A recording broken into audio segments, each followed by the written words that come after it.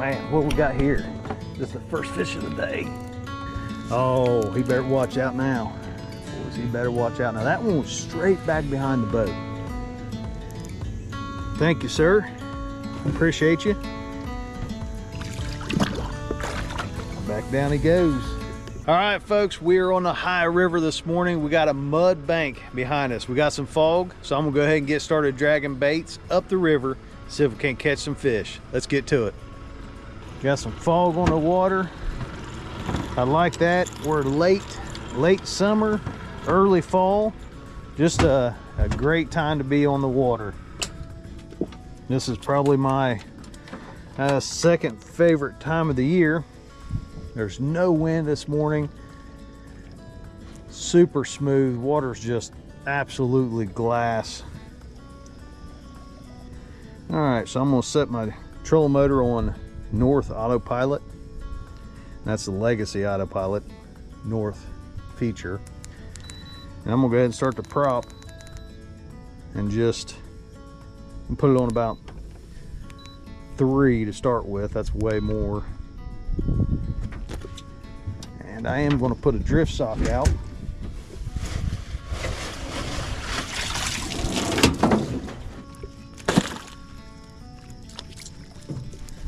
And that drift sock will open up and help me control the boat better and make it a nice smooth ride. Look at that big old school of shad right there. Let's get us some bait out.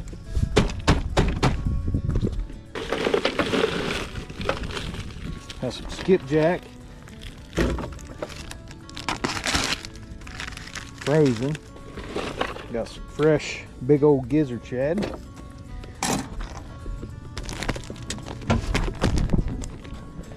And we got some moon eye. Now I'm just going to chunk this stuff up. Nothing super big. That's a big old gizzard shad right there.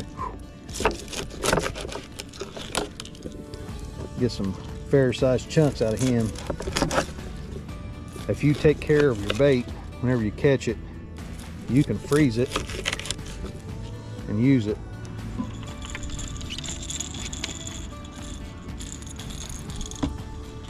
A big moon eye head on, not a big one, but just an average sized piece of bait. It's actually a small piece of bait. And I'm gonna put a big old chunk of gizzard shad out there. Just gonna hook him right underneath the backbone. Make sure you get the scales off of him. Yeah. Big old gizzard shad.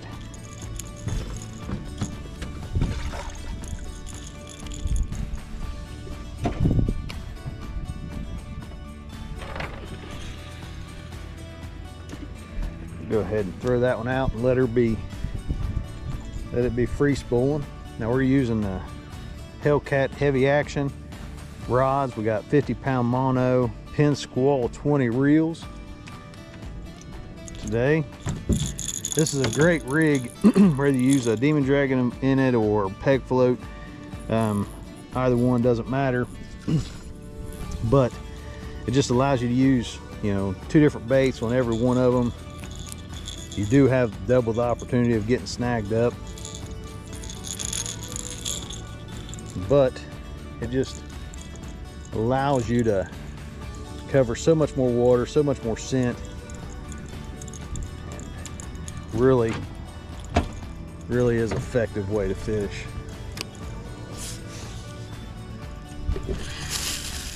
Oh yeah, just about got that one all tangled up. Now that's going to be my one right straight up behind the boat. I'm going to let that one free spool while I'm getting this other one ready.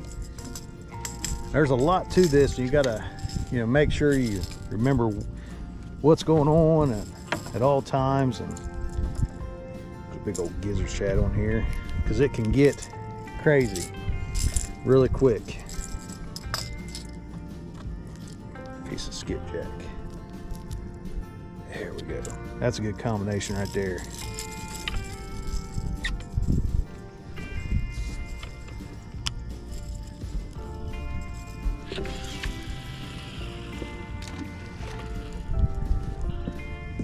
Alright, now while that one's free spooling,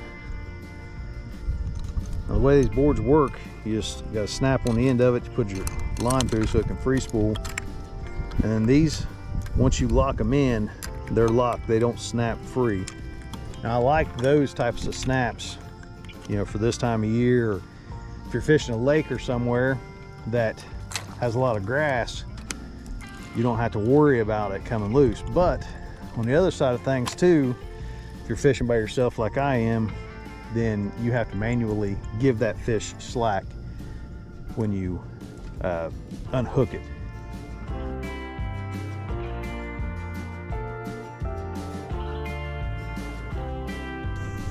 Oh man, what we got here? This is the first fish of the day. Oh yeah. There for a second I thought I was snagged up. Oh, my drags. I didn't check my drags this morning. Somebody should have reminded me to check my drags this morning. Can't believe you guys out there didn't remind me to do that. This feels like a good fish. Oh, my drags. Still feels like a good fish. He's swimming out into the river. I don't think he's real big, but I don't think he's no dink either. Oh, yeah. Big old bubbles down there. Man, I can see that fish. I don't know if you guys can, but that fish is way down there. I'm gonna ease over here and get the net. See if we can get this net ready.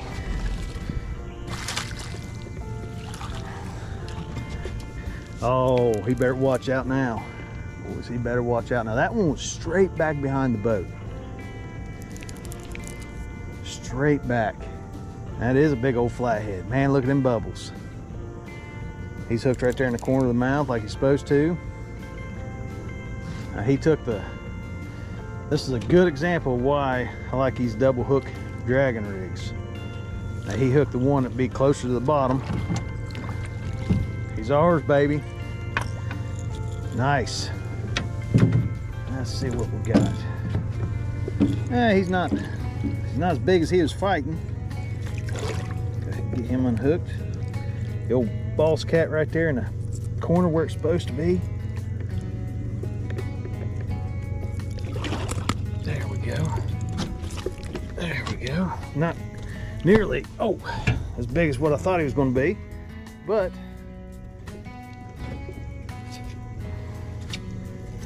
nice fish nonetheless. That's a good one. I like him. Got a bunch of mud on his bottom. Thank you, sir. Appreciate you.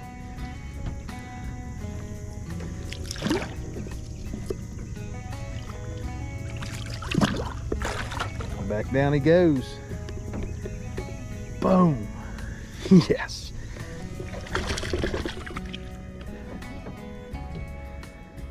Yes. First fish of the day. Not a bad one. Not a bad one at all. Still got the moon eye on.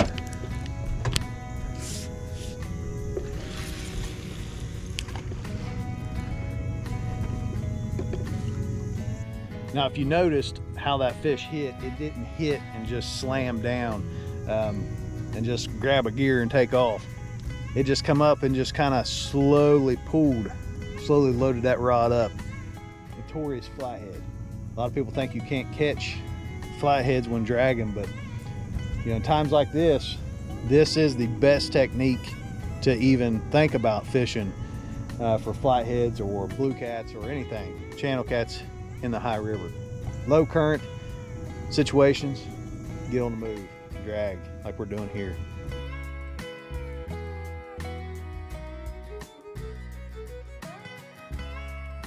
All right, folks, we have been dragging a long ways. We've dragged for an hour and 40 minutes down through here. So I'm gonna guess probably a mile and a half, somewhere around in there. Only caught the one flathead. Had a couple other little dink bites, is what I call them.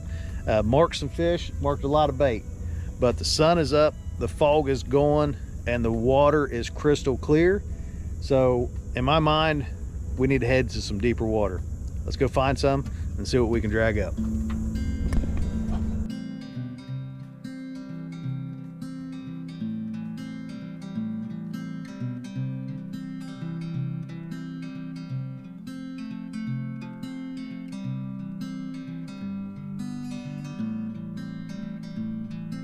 All right, so we moved down river and we're gonna like look at this outside bend right here.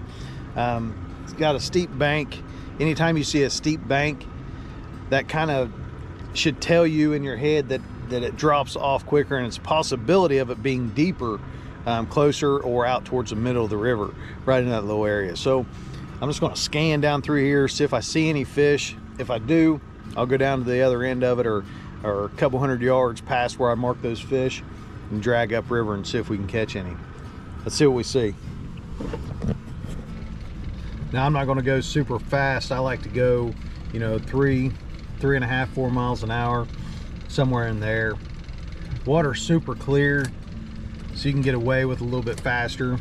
If we had more current or more mud, silt in the water, we may have to go slower or change our settings, but you can tell things are crystal clear. We got a little log right there.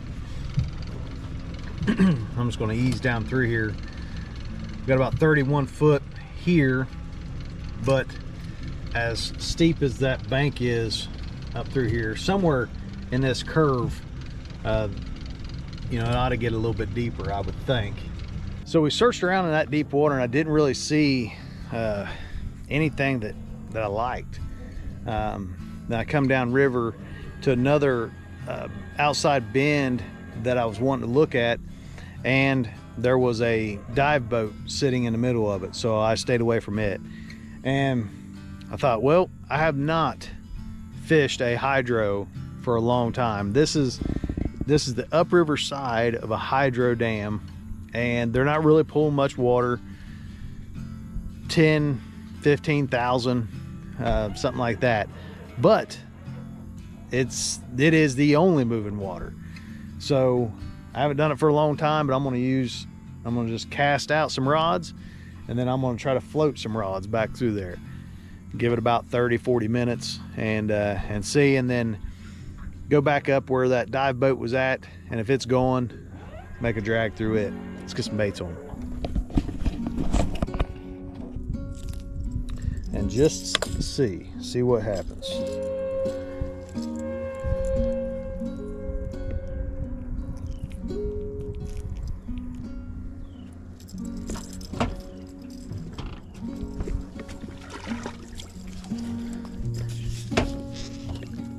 I'm just going to leave those dragon sinkers on there.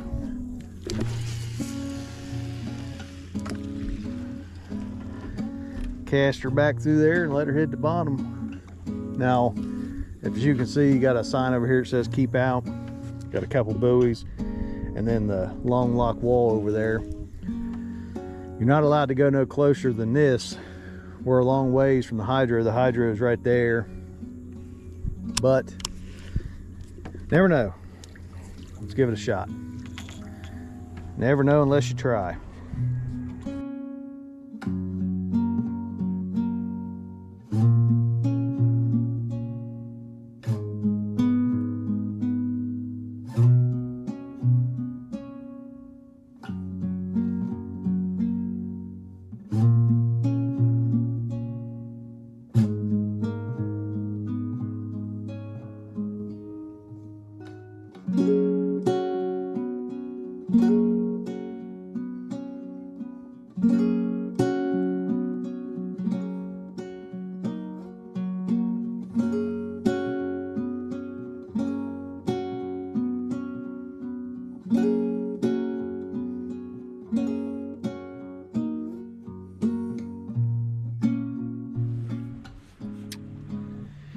Well, the hydro was a bust.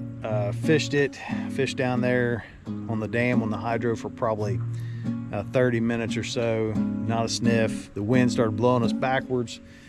said to heck with it, scratched that idea. Got back to what I should be doing this time of year, which is dragging baits. Come up here, there's a deep hole on this outside bend, but unfortunately there's a dive boat in it, so we can't fish that either. So I decided to come on the other side of it. Who knows, it may just be meant to be, but I'm going to drag this inside bend of the deep hole. Still deeper water. We're going to be in 35 to 40 foot of water on a ledge. It's mud. See what happens. Never know. Let's get some baits in the water.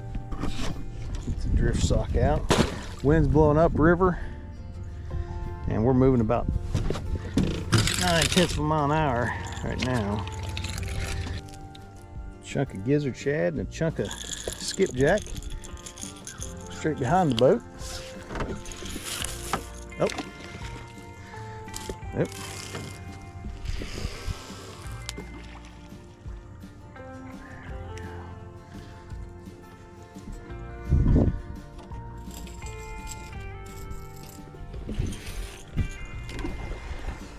Well, I'll tell you what, where I loosened them up and did not tighten them back up, them free spooling now.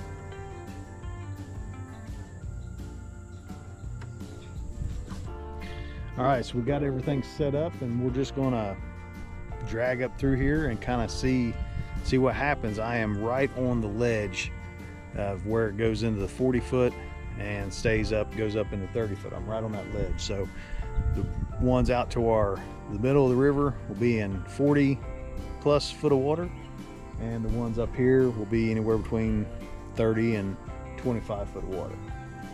Right on the ledge. There's some wood. This is a nice mud ledge, nice deep. See what happens. They should be here. Doesn't mean we'll catch them, but they should be here.